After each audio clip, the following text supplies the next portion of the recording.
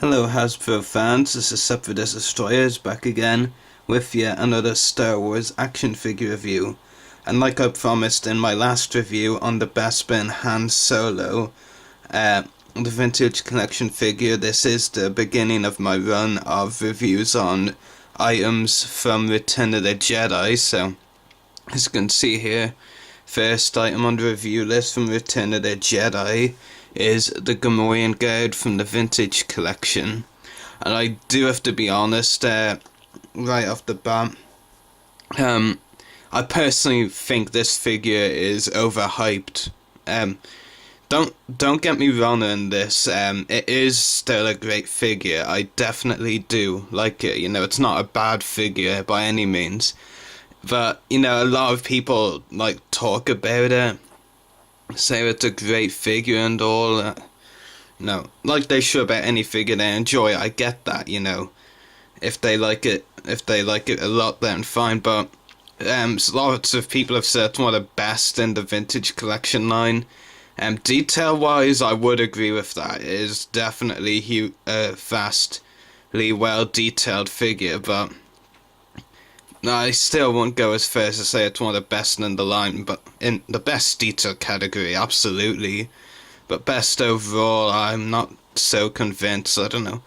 It's kind of hard to explain. I don't really know why I don't think it's overhyped. It's just, I don't know. I just don't really think it's as great as people make it out to be. As in putting in their top 5 vintage collection figures, people like that. That's just my personal opinion, and I'll get to that more later. But first of all, take a look at the packaging. As you can see, got a Gamorrean guard image there, looking as handsome as ever. And yeah, heavy sarcasm. Gamorrean guard there, and Star Wars Return of the Jedi logo. The back packaging, this time I did remember to peel this sticker off. You have the original Gamorrean guard back with a Kenner figure, released around 1983 to 1985, I believe it is. So here, bit of meaningless text around here, which doesn't really say anything. The number is up there, Vintage Collection 21. Bunch of other figures in the wave. Vintage Collection Egg Trooper Commander, or Captain Fordo as we know him better, from the Clone Micro series. I believe I have reviewed this figure. Well, he is on my display, and they usually don't display figures unless I've reviewed them. Not 100% certain I reviewed them, but fairly certain. Bespin Han Solo, he was my last review, so be sure to check that one out as well. Vintage Collection Barriss Offee, I do have that figure. In fact, hold on. Vintage Collection Logray and Vintage Collection Bomb Vimden. I have all 3 of these figures, Barriss, Logray and Bomb Vimden, to review very soon. So yeah, I have all of those 3, and reviews will be on their way sometime soon. Logray, I can probably guess, will be the first review of those 3 figures there, because, you know, I'm going for Return of the Jedi theme for now. And plus, you know, I've done so many positive reviews, really, in the last few months. I want to go into something negative, and I don't like that Logray figure. I will try and review Barriss as soon as possible, though, because I do like that figure, and I like Barriss Offee as a character as well. The Gamorrean guard, it does come with 3 accessories. You have 2 different axes. One you can see here, it's a kind of standard axe design. Don't take it that I say standard is a bad thing. In fact, I actually prefer the standard ones over the other one. Yeah, it looks really good, that axe. And, you know, just put it down by his side now. So yeah, and the other axe, of course, has a bit more of a interesting / unique design. You know, it's not a standard type, though it's fairly similar, but with a few other touches, you know. Of course, that one only like goes out one way kind of thing, this 2. if that made any sense. But yeah, the two axes really good accessories. I do actually prefer the standard one, but both are very nice designs. Let's see if I can get him in a bit of a battle pose. How's that for a battle pose? Yeah, I'm not completely convinced myself, but it'll do. So yeah, those are the two axes. He also comes with another accessory. It is a weapon. I won't call it an axe, maybe a pike, I guess. It was a pretty neat accessory as well. Has a fairly interesting design. And we'll just give him that pike now, actually. And see how well it fits. Yeah, pretty well. Doesn't really go that far into his hand though, but it's a very long weapon, definitely. I mean, you know, if I'm holding it like straight forward like this, it's kind of hard to get the whole weapon in the, you know, camera screen. Yeah, it's pretty cool. I'll just get rid of the few accessories for now. Move on to the figure, and like I said, detail-wise, I do understand where lots of collectors are coming from when they say it's a great figure, because the detail is definitely phenomenal in this guy. You know, what can I say? I mean, all I can say is I'll just zoom in on his face gut now. I mean, just look at that. The detail that went into it is superb, you know.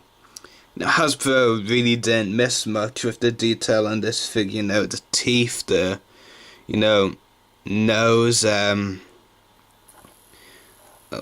eyes as well, you know, the creepy look as well, you know, they got it all, you know, it's some great detail on it. Basically, they succeeded in making them very ugly, didn't they? And, you know, if they made a Gamorrean guard completely ugly, then Hasbro has done their job. Yeah, great detail. And then a lot of body armor as well, which is some more great detail, kind of like a pouch or a belt thing here. Yeah, a lot of body armor, as I just said, on the figure as well, very nicely detailed. I believe this here is made out of real fur, feels like it anyway. So yeah, it is pretty cool. No, there are just a lot of neat touches in this figure, I do have to say, but you know, I do have some complaints. You know, I might as well get to one thing that does irk me. It doesn't annoy me hugely, but it is kind of bothering. This piece here, you know, over his head, it's loose. Now, to you that might not sound a problem. You'd be like, well, I've always wanted that piece of on the Gamorrean guard figure to be loose. What's the point of that?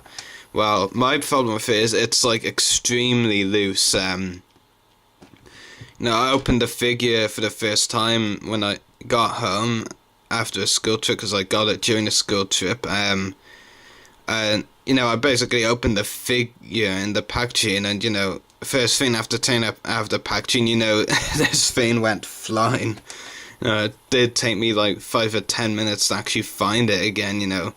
It is actually extremely loose, and if I could lose it easily, you know, I can understand, you know, Hasbro wanting to make it removable with add a nice little feature in, and I get that, you know, and that's a very good idea, but I always think it's a bit too loose, like maybe make it a bit more difficult, you know, or tight on the figure's heads, but you know, not extremely loose like they did. You kind of can even see, and this is like it's on fully, and you can still see it is a bit loose if you look closely. Yeah, and there you go. That just shows essentially how loose it is. Yeah, it's not a major complaint, but no, it does bother me a little bit, and I'll just zoom in on this head without it. Still looking as ugly as ever. Even in the last 2 or 3 minutes, he hasn't improved. Yeah. Yeah, just the face sculpt in itself is really good. Yeah. In fact, another thing that I think this is actually something that else that makes me think it's real fur. Like, you can actually, when you have your hands on the fur, you can actually see it coming off. Like, I've had to move several bits off the table now. from holding this figure under review. You know, bits of the figure's fur, as I'm calling it, do come off. It's kind of a bit weird, but yeah, I mean, it is still really cool that what they used, if it is fair. If it isn't, it's still pretty cool anyway. I mean, articulation on this figure is a ball jointed head, ball hinged shoulders, ball hinged elbows, swivel wrists, swivel waist, swivel hips, but like very, hindered movement because of, I don't really know what the because of is actually. I mean, it's not actually like the first getting in the way or anything from just trying it there. And ball hinged knees and ball hinged ankles, so yeah, a lot of articulation. The articulation joints are a bit weird though. No, not we usually get. I understand, of course, its figures are what we usually get. It's gonna have some different joints, but they just feel a bit weird. Yeah, a Gamorrean guard, I'd give it a 9 or a 9.5 out of 10. I don't think this figure merits full marks though. There's a few things that irks me, but don't take anything away from it. It is still a great figure. It is pretty hard to find, I believe, so if you do find it, pick it up definitely. It'll look really good on display. And if you have it on display, then you can stop worrying about this falling off, because you won't be holding it. It won't be as likely to come off as so. Yeah, I think I'll go with 9 out of 10. I don't really think it deserves any more, but that's just my opinion. And you're completely free to have your own opinion, definitely.